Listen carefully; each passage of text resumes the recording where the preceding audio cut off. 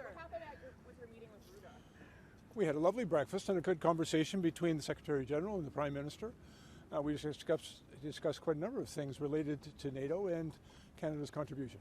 Did he ask you to increase defense spending? No, we did talk about reaching our current commitment of 2% and the work that Canada has been doing over the past several months to accelerate our delivery. We also talked about some of the capabilities that Canada is delivering both in North America and particularly in our high Arctic. But also, we talked about the work that we're doing in Latvia as part of a larger coalition. Canada, as I'm sure you're aware, is leading the brigade in Latvia, and I think it's one of the most exceptional examples in all of Europe on how NATO can work really effectively together. Minister, Donald Trump has repeatedly said that he wants Canada and nuclear as first state. He's talked about taking over Finland. Do you think that this threat is real? And did that come up at your meeting?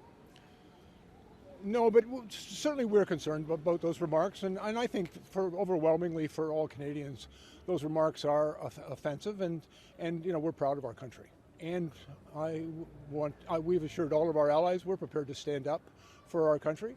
I do not believe that represents a real threat to us, but those remarks are disrespectful and concerning. But when Donald Trump said recently that we don't invest much in our military, and he assumed that Canada, assuming that we don't put money into military because the United States is gonna attack us. Well, then I would hope that the president will be briefed, for example, on how NORAD works. And for over 70 years, Canada and the United States have shared responsibility for continental defense through the NORAD arrangement. It is an incredibly effective alliance, and where we have worked together, and that Canada has already committed almost $38.6 billion to NORAD modernization, which we are doing very much in partnership with the United States. The NORAD commander is a four-star general, General Guillot, from the U.S. Air Force, but the second in command is a Canadian, a three-star general.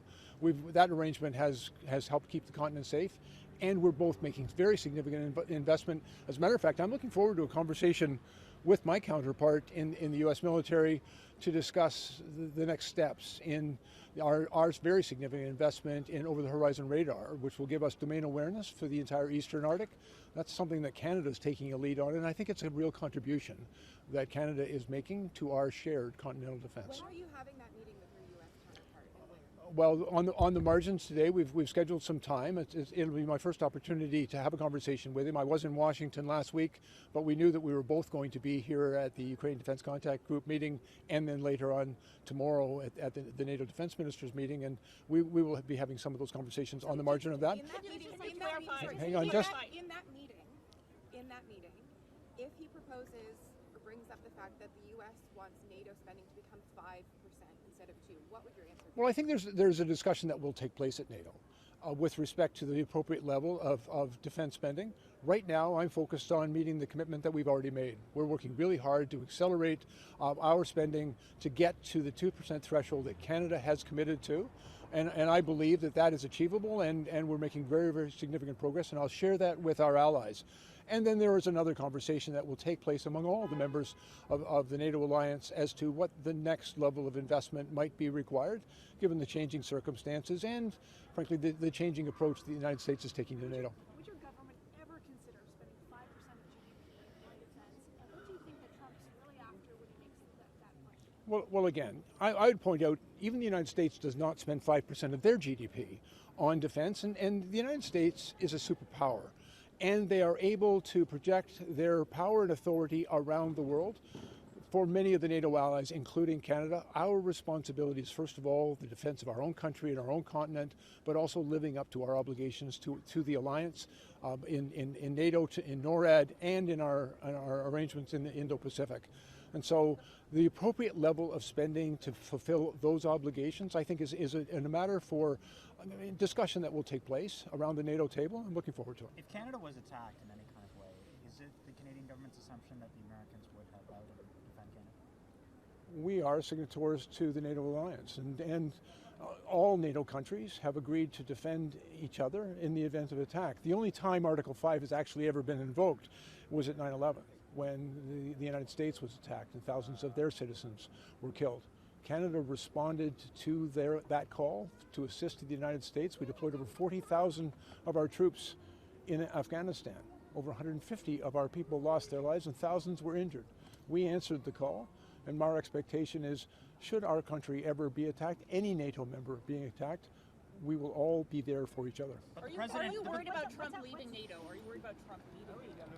No, I think NATO has over time evolved. We've seen actually remarkable growth of NATO just in the past few years, particularly with the advent of both Finland and Sweden coming into the NATO alliance.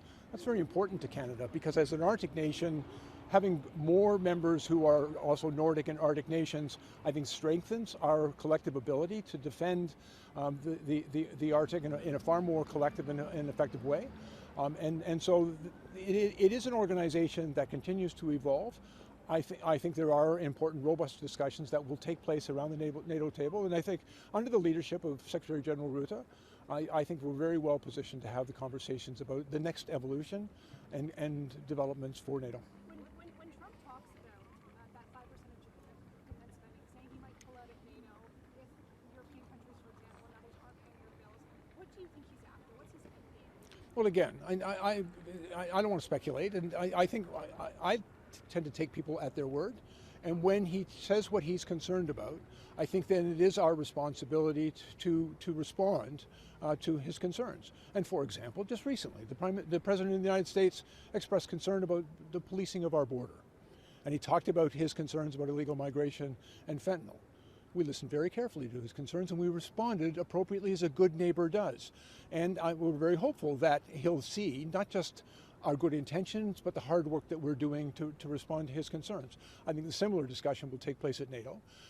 It's important for all of the NATO members to have frank discussions, and I'm looking forward to those discussions that take place around that table. So if you're taking him at his word then, you must believe that what he's talking about at the 51st state is a legitimate goal of Mr. Trump. Well, and again, I don't accept that. Canada is a sovereign nation, a proud and sovereign nation, and one of the things I think we need to be very clear to everyone, including Mr. Trump, is that Canadians we will always stand up for our nation, our country, and we are not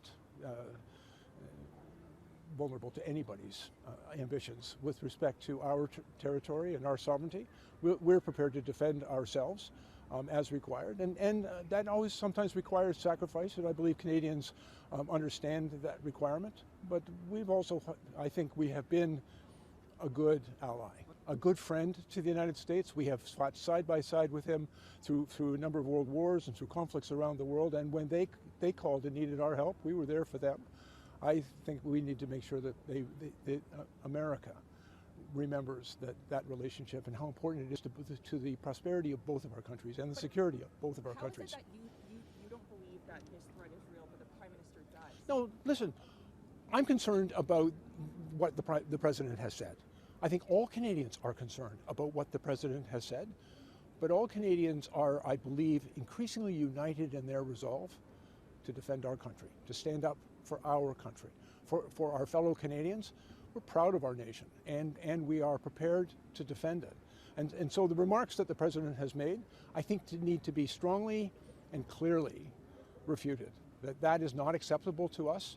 We've earned that right as a nation to be very clear to anyone who would threaten our security and our nation that Canada is prepared to defend itself. How confident are you that NATO allies will defend Canada if Trump makes good on this threat? You know, I will tell you, in all the years that we have been a member of NATO, when we were among the very first signatories to that arrangement, Canada is never a country that has ever had to ask for help or been threatened by our alliances. That's not really the relationship that Canada has with the nations of the world. But we've been there for others, and every time, throughout our history, every time our allies and our friends needed us, we were there. And we will remind them of that, and we will also remind them that we'll continue to be there for them. I do not believe that Canada is being sincerely threatened by anyone today. But when people covet our country, our resources, Canadians are prepared to stand up and take a very strong stand in defense of who we are and our country. So are you going to take a strong stand then today when you talk to the U.S. Defense Secretary on this front? What's your message? I think our message, and it's not just my message, it's the message of all Canadians. Canadians have said very clearly, we're proud of our country, we're prepared to defend our country and stand up for our country. We also know that in the threat of economic sanctions and tariffs against our country and others, that is not good for anyone. It won't be good for the Canadian economy and Canadian workers, but it also won't be good for the American economy and Canadian workers. Free trade has led to a far more prosperous environment for both of our countries. We need to make sure that we communicate that, but we also need to be equally clear that if we are compelled to respond to economic sanctions that may be imposed upon us, that we are prepared to do what is required to defend our national interests. Are you open to spending more than 2% of GDP? You've mentioned that NATO's going to be talking about this soon. I'm working really hard, Ashley, to get us to 2%. There will be other discussions as to what may be required beyond that in the future, but right now, myself, the Department of National Defence and the Canadian Armed Forces are focused entirely on meeting that obligation as quickly as it can be done. Thank you all very much.